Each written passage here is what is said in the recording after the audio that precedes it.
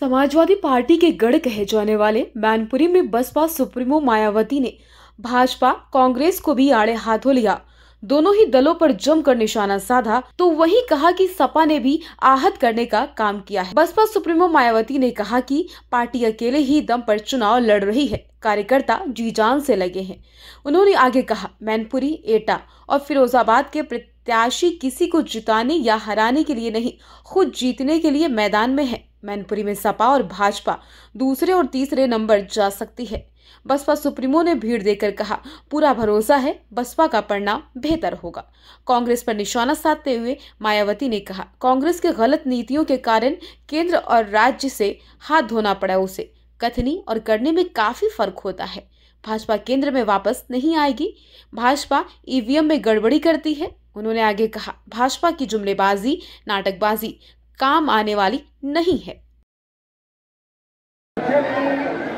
मुझे सुनने के लिए यहाँ इकट्ठा हुए हैं, तो उसके लिए मैं आप सभी लोगों का हार्दिक दिल से आभार प्रकट करती हूँ। वैसे आप लोगों को ये मालूम है कि हमारी पार्टी, वैसे आप लोगों को ये मालूम है कि हमारी पार्टी ये चुनाव कांग्रेस, बीजेपी व अन्य किसी भी विरोधी पार्टी तथा गठबंधन आदि के साथ मिलकर नहीं, बल्कि अकेले ही अपनी पार्टी के बलबूते पर पूरी तैयारी व दमदारी के साथ ये चुनाव लड़ रही है। इसके साथ ही हमने टिकट बंटवारे के मामले में भी सर्व समाज के लोगों को उचित भागीदारी दी, जिनको कामयाब बनाने के लिए अपनी पार्टी के लोग पूरे जी जान से लगे। और इस संबंध में मैं ये बताना चाहूँगी कि हमारी पार्टी ने खासकर आपके मैनपुरी लोकसभा की सीट से, इसके बगल में एटा लोकसभा की सीट से, फिरोजाबाद लोकसभा की सीट से, तो हमने जिनको भी चुनाव के मैदान में उतारा है, तो ये तीनों के तीनों उम्मीदवार अपने अपने क्षेत्रों में, और यहाँ मैनपुरी लोकसभा के भी उम्मीदवार जो यहाँ से चुनाव कर रहे हैं, तो ये किसी को जिताने व हराने के लिए नहीं, बल्कि खुद रिकॉर्ड तोड़ वोटों के अंतर से चुनाव जीतने के लिए यहाँ चुनाव के मैदान में उतरे। विरोधी पार्टियां यहाँ प्रचार कर रही हैं मैनपुरी में कि बीएसपी तो किसी को जिताएगी, किसी को हराएगी, खुद जीतने वाली नहीं है। लेकिन उल्टा ही ना हो जाए।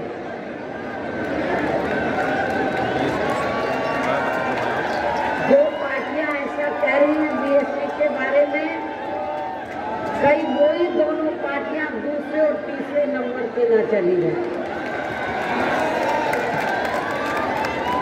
हालांकि आज यहाँ की इकट्ठा हुई अपार भीड़, वह भीड़ के भी जबरदस्त जोश को भी देखकर अब मुझे भी एक काफी हद तक भरोसा हो गया है कि पिछली बार की तरह इस बार भी आप लोग अपने प्रदेश से यहाँ लोकसभा चुनाव में अपनी पार्टी का बेहतर रिजल्ट जरूर लाएंगे। और इसके लिए अब मैं आप लोगों का ध्यान कुछ जरूरी बातों की तरफ दिलाना चाहती हूँ। और इस संबंध में विशेषकर मैं कांग्रेस, बीजेपी व इनके अन्य सभी सहयोगी दलों के बारे में ये कहना चाहूँगी कि आज़ादी के बाद शुरू में केंद्र व देश के काफी राज्यों में भी ज्यादातर सत्ता यहाँ कांग्रेस पार्टी के ही हाथों में केंद्रित है, किंतु इनकी अधिकांश मामलों में रही गलत नीतियों एवं गलत कार्य प्रणाली आदि की वजह से ही फिर इस पार्टी को केंद्र में काफी राज्यों की भी सत्ता से बाहर होना पड़ा है तथा यही स्थिति